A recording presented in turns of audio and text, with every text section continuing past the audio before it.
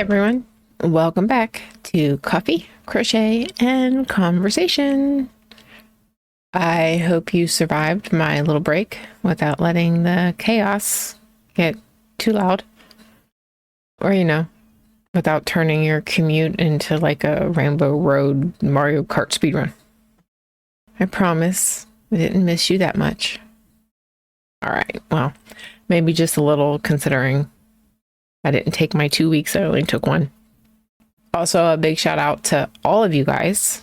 We are inching towards 50 followers on Substack and 60 followers on Apple Podcast. That doesn't mean you're not listening in other places. Those are just the only ones I see. And for this little show that is less than a year old, I think that's pretty good. So thank you for sticking with me every week. Today, we're going to be diving into all the things that are cozy, how crafting can actually calm the madness of life, how to tackle those tangled projects without losing your mind, or your crochet hook. A little hint, check your ponytail. Mine is always in my ponytail. And celebrating all the tiny triumphs that make it feel like you did actually accomplish something. Because, let's be real, even if your yarn ends up in a knot, or if you paint, your paint ends up on the cat because she thinks she's helping, or your glue gun decides to wage war on your fingertips, the magic is in actually starting and enjoying the process. So grab your coffee, tea, heck, take a little shot if that's your lane, and let's get into it. Warning, chaos may be optional, but laughs are how we make it through. All right, let's talk the basics. What actually counts as like a craft? And honestly, almost anything if it gets your hands moving and your brain a little calmer. Crochet, knitting, coloring, writing, drawing, doodling, sewing. I used to do, it's called latch hook. Hell, even diamond painting or paint by numbers. I don't care if you're cutting shapes on a Cricut and weeding them. If it helps you feel zen, that counts too. There's no judgment here. Whatever helps you breathe and create is fair game. The goal is to find what speaks to you. What helps pull you, even if it's just temporary, out of the chaos. Now, if you're thinking, okay, but I don't even know where to start, don't panic. Tools and tricks are your best friends. You don't even have to invest a ton of money before, if it's something you're not sure if you're going to like. Dollar Tree has seriously expanded their craft section. You can wander around till something clicks. On my Facebook the other day, there's now like a subscription service where every month they will send you a new craft to try. How-to books and little starter kits are great for beginners. If you're more of a visual learner, I am. YouTube is basically your personal craft guru. That's how I started crocheting. I don't even know how I got it. It was a little like for kids beginner crochet thing. And that's how I learned. And then when I wanted to learn how to read patterns, what I did is the Crochet Crowd. I highly recommend their YouTube channel if you're wanting to learn how to crochet. They got a lot of great videos. But they were doing this kind of like crochet along with me, no drama llama. It had a pattern, but he also did the how-to videos. So I would look at the pattern and I would read the row, what I thought it said I needed to do. And then I would play the video and see if I interpreted it right. If I didn't, I would see where I got it wrong. and figured it out. And by the end, I could read patterns on my own. Some people, if you're lucky, maybe you got a crafty friend or a family member who can show you the ropes. Mentorship comes in all forms. Make it a crafting coffee date or wine night, whatever. I don't yuck anyone's yum. The key is to keep it practical, but also fun. You want to set yourself up for success. But it's very important to remember this. This is more about self-care. You just happen to make something pretty along the way. Don't stress the details. Sometimes it's just the process of making that is its own reward. So don't get discouraged when your first finished project looks nothing like the picture. This is not about finding yet another way to beat yourself up over not being perfect. It's about the calming motions, the rhythm, the pause. And if your yarn ends up in a knot or your paint got smudged a little, congratulations. You're on the right path.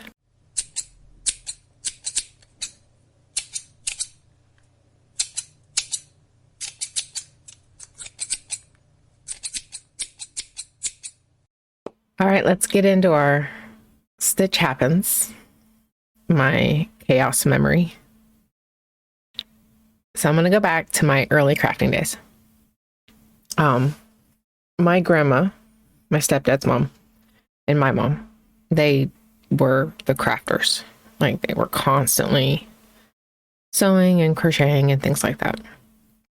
My stepdad's mom, my grandma there, she grew up during the Great Depression. So sewing wasn't just a hobby. It was actually like a survivor skill. So they'd spend hours doing patch quilts while watching TV. And I wanted to do it too. Mostly I just wanted to kind of sit with them, watch TV, and do something, anything. I loved the idea of having something to do with my hands while I watched TV. So I started small. I decided I was going to make a blanket for my cat. And I'm, I don't know, 7, maybe 8 years old. And I was determined. I was going to be like a pro. It was going to be the most amazing blanket ever, created by a 2nd grader. And I was going to watch TV and sew.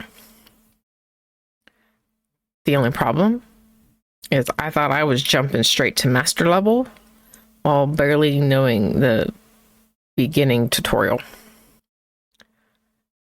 And another thing I didn't realize is sewing doesn't take a lot of brain power. Not that it doesn't take talent. It's more, it takes a lot of focus. You really have to watch where you're sewing. And focus at this point is not my strong suit. My brain got bored. It's the thing I like about crochet. I have to figure out the pattern. For quilting, once you lay your material down, it's just, you got to pay attention to where you sew, but that's it.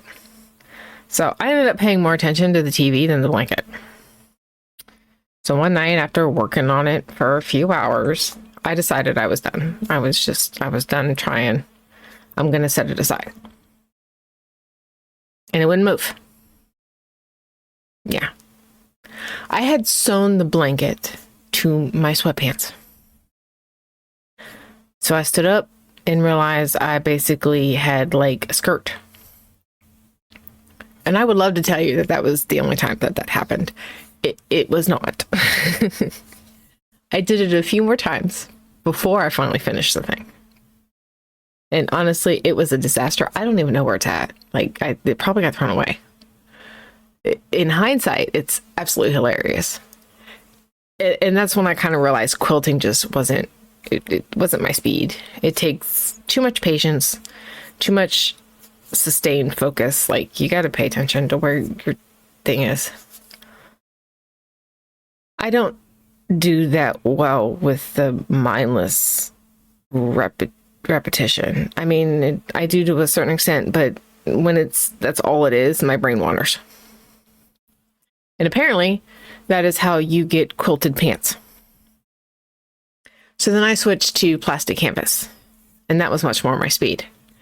I would have my grandma cut the shapes for me because I wasn't good at that part. And then she was making, they're called yo-yo circles. You cut a circle, you weave around the edges, and then you pull it. And she was making a quilt. So I would help her make the yo-yo circles while she cut my shapes.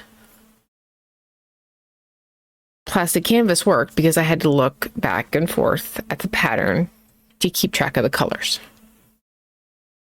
And the back and forth is what kept my brain engaged. And that's kind of the point. You know, the craft you first try, whether it's quilting or wood whittling, if it's not for you, that's okay. The magic isn't in forcing it to fit. It's in exploring, learning, and finding what skill actually fits you. For me, it was plastic canvas, and then eventually that led to crochet. But I still have, you know, some joyous memories about quilting. And now that she's gone, it's something I get to hold on to.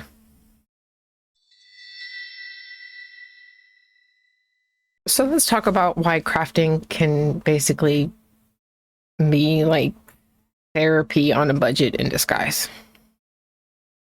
Yarn, paint, paper, clay. It's all about getting your hands moving and your mind focused on something. There's something soothing about the repetitive motion, but also it gets you to focus on other things. When life gets too loud or chaotic, having something that you can control, even if it's as simple as, you know, coloring inside the lines, can help calm you enough to handle the rest. It's easier to settle your body when you're in control of actually something, even if it's small.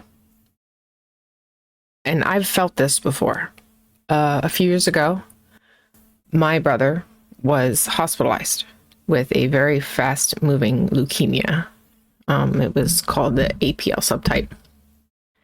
So he was rushed to University Hospital in Cleveland, and for a while it was touch and go. So I would take a bag with a crochet project with me every time I went up there to sit with him. I needed something to anchor me, something to channel all this restless energy, because I'm not a doctor, I'm not a nurse.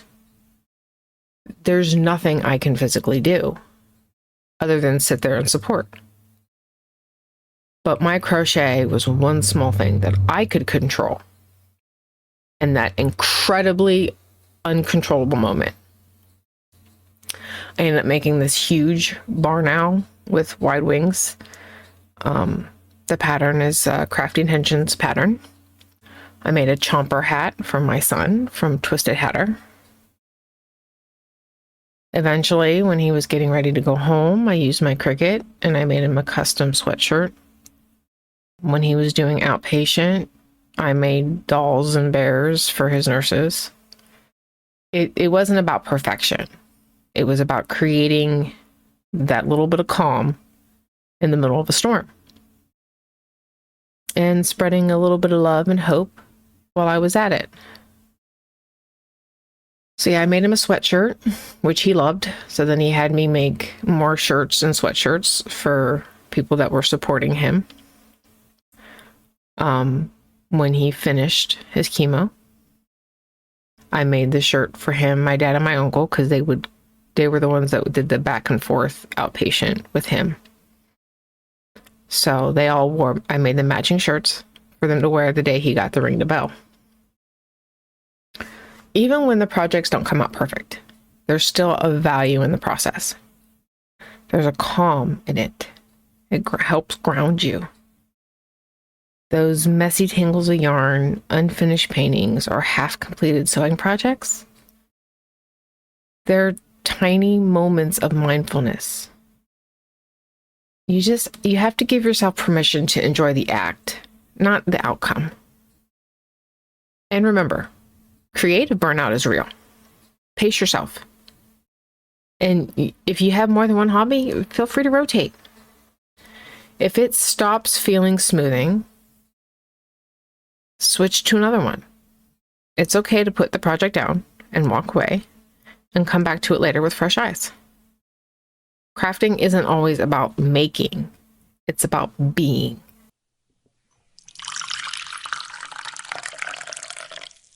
Okay, so I take my little mini break. Feels like barely a breath. And of course, the world immediately decides to do the absolute most with the smallest amount of time. So here's the chaos that I've walked back into. And as always, I like to date my Brews News. So it is now February 25th, 2026, 6 a.m. Because things change fast. And I want you to know exactly what I'm working with at this moment. And as our tradition demands, we start with the Epstein update. Because, like I've said before, these women deserve for us to keep the story alive. So first up, accountability is happening. But let's not pretend it's anywhere near the amount it should be. Former Prince Andrew, he was stripped of his titles and he's been arrested in the UK from things that have popped up from the Epstein files, along with former UK ambassador to the US, Peter Mandelson. And these were actual arrests, not inviting in for questioning or voluntarily cooperating. Mandelson, I know, just the other day was released on bail pending further investigation. And then there was Les Wexner's testimony, which quickly turned into his own circus. His name is important kind of for me because he's very involved in Ohio politics, and that's where I live. So that's actually where this testimony took place. But a hot mic clip circulated, and this was reported on outlets. Midas Touch played it, Newsweek. This happened hours into the deposition, and whether it was the lawyer trying to be funny or, an actual legal coaching threading thing, I don't know. It does not inspire confidence in the transparency of the testimony. And yeah, Pam Bondi had her oversight committee testimony. And it was exactly the train wreck that you would expect. Throughout the hearing, she avoided looking at the victims. She would redirect the questions, and instead of answering them, she at one point tried to derail the entire thing by, talking about stock market numbers. At one point, you can even see documents that she's holding that looks to be as if she's monitoring individuals' activity from looking at the unredacted files. And that kind of thing historically got people in serious legal trouble. So, yikes. And then we've seen a wave of CEOs and public figures stepping down or retiring, or let's just say the timing is very coincidental. That's what I have right now for the Epstein update. Now let's move on to the SAVE Act. Because every time I get online, there's a lot of confusion and misinformation about this. So the original version of the bill was focused on you have to verify verification for registration to vote in person with all these documents. But during the process, after the House voted on it the first time, it was amended to now they don't just want the citizenship proof when you register, you also need a photo ID requirement for voting. That's why the House had to vote on it a second time. And that's not a mystery. That's not a gotcha. That's how bills work. If something gets changed on it after it's voted on, it has to be re-voted on because of the changes. Now let's talk about where the constitutional issues come in. In our Constitution, you are not allowed to do what they call a poll tax, meaning you can't charge someone money to vote.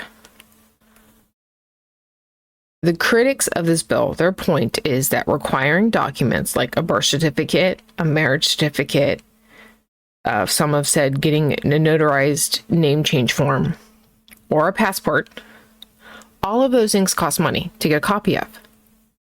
That effectively creates a financial barrier to voting. If you have to drop $150 to get a passport, that's a price to pay to vote. Most of the offices that issue these, is the other issue, are open during business hours when a lot of people work. Meaning now not only do you have to pay, but you have to miss work to get these documents. So the debate boils down to this. Do they either need to make the documents free and accessible, or they can't be required? That's where this constitutional tension point lies. I encourage everyone to read the details of the bill because, you got one side talking about how easy it is and the other side talking about how hard it is, and they tend to pick one thing and emphasize it without looking at the broader. After that update, you need to go do some crafts to deal with this chaos that, again, it seems like we can't control. I'll be home here doing it right along with you. So let's talk about the magic of tiny triumphs. Sometimes it's not about finishing that giant quilt or mastering some complicated painting. It's about noticing the little wins along the way. And my longtime listeners know I am all about the small wins. Maybe you untangled a stubborn ball of yarn without throwing it across the room. And honestly, props, because I struggle with that. I usually pawn it off on my husband while he's watching sports. And, it's his version of crafting. Or at least that's what I've convinced him of. Maybe you finished a page in your coloring book. Or you cut the perfect shape on your Cricut and it weeded perfectly without tearing at all. And you didn't have to curse too loudly. Those little victories matter. And celebrating them isn't fluff. It boosts your mental health and your self-esteem, which is the entire goal here. When life feels overwhelming, these little wins remind you that you're accomplishing something.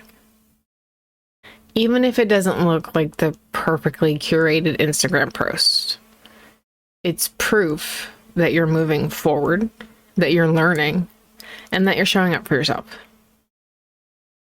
And there's something powerful about having something tangible that you can see and touch. Proof that you created something. One of my kids is up. One tip, document it. Whether you keep a tiny journal and write it, take a photo, or even just pause and take a mental snapshot. I remember before, like phones, everybody had a camera and social media. You would have to get those little disposable cameras. I know, I'm aging myself here. My mom would get them and she would take pictures of her quilt or her blankets, her crochet blankets. And then she'd get them developed and she had a little photo album where she kept all her pictures of the blankets she had done.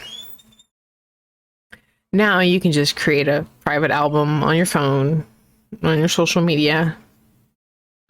You know, give yourself a little. I like posting on social media. You get a little shot of dopamine when people comment about how pretty it looks. But you don't have to share them if you don't want to. If you do, I will absolutely send you a little heart emoji in support. You know, share them if you want with friends, with family, with coworkers. Just keep them for you. Even that private acknowledgement counts. The key is to notice them and celebrate them. Because sometimes it's in those tiny triumphs that you remember why you started crafting in the first place. And why you keep choosing to live creatively, one small win at a time. All right, let's get into our Shuffle Happens, our weekly tarot moment.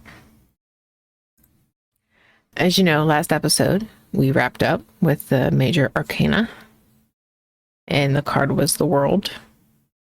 So now we're going to be stepping into the minor. I decided to start with the Suit of Wands, the cards of creativity, energy, inspiration, and new beginnings. The perfect category to kick off your crafting journey. So first up, the Ace of Wands. As always, if you can, take a nice, deep, grounding breath. And I'll describe my card. Picture this. It's nighttime in a forest. Fog drifts along a stone pathway between two towering trees.